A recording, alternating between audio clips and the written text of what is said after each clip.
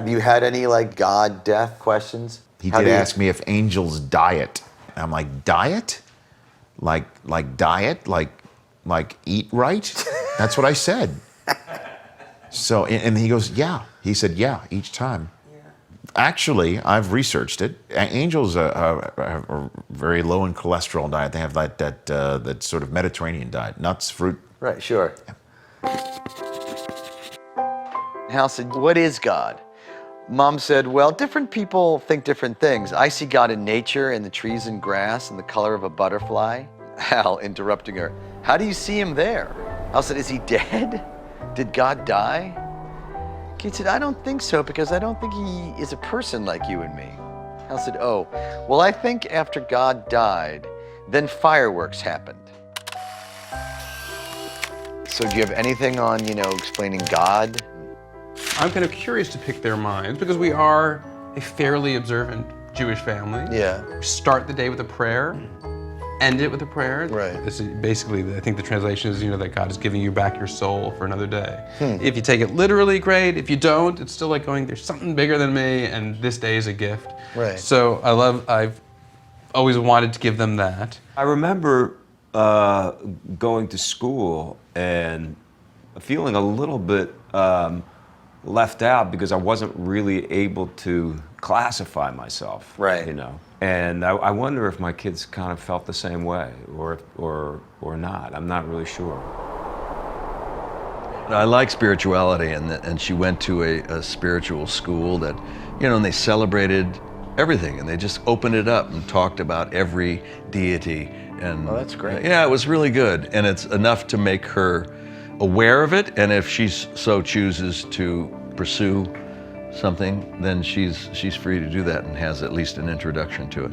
We talked about Buddhism, and we talked about Christianity, and we talked about Judaism, and the unifying concept of all of the religions was a sense of being good to others and figuring out ways to forgive your enemies. Mm-hmm. That's in every religion. That's the most difficult concept, by the way. The one that a lot of religious people tend to ignore is that forgive the enemies part. Yeah, they do. It's more like wipe them out. In general, kids are so concrete.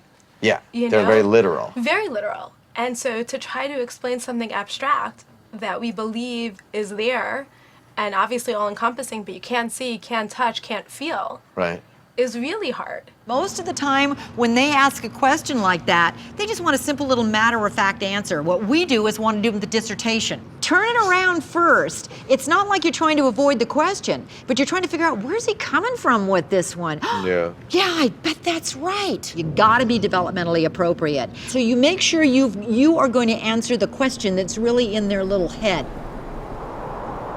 They've told me about heaven, so my grandfather's in heaven, right? Well, that's a little cloudy, and maybe the family doesn't really spell out what they believe about heaven. But they get it that the death is permanent.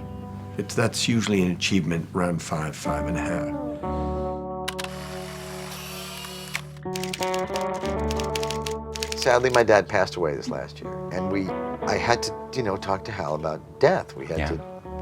It's incredibly difficult to try to, describe to a 4-year-old what just happened there. Yeah. Pets are a great introduction to death. Yeah. So we've lost a couple of dogs along the way, okay. so he gets the concept. We haven't had any human deaths around, right. Which is inevitable, but we haven't had to deal with that yet. 2 years ago, I was putting my son to sleep, and he was like, I don't want to go to sleep, I'm crying. What's the matter? He goes, well, what's going to happen when you die? Who's going to take care of us? I was like, whoa, I was not planning to do that for a very while. He did ask, how long do you live? He asked that of me once. And I said that many people live till they're 70, 80, 90, and I told about Susie's grandmother lived till she was 100, and that people live longer as the world gets older. Mm-hmm.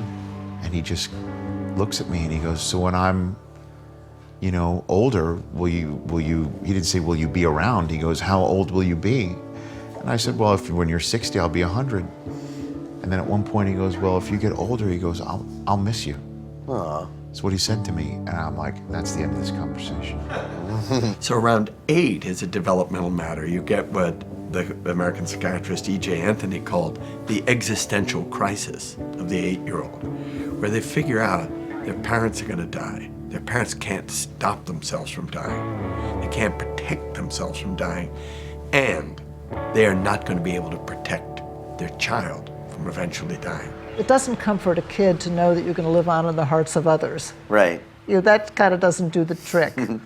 So it's hard to have all the answers. There are other societies throughout the world where death is just viewed in such a much more open, natural manner, and the kids just sort of accept it as life and death. But Right. here we're in a society that we abhor death. Right. I'm not saying that other societies love it, but they're more accepting of it.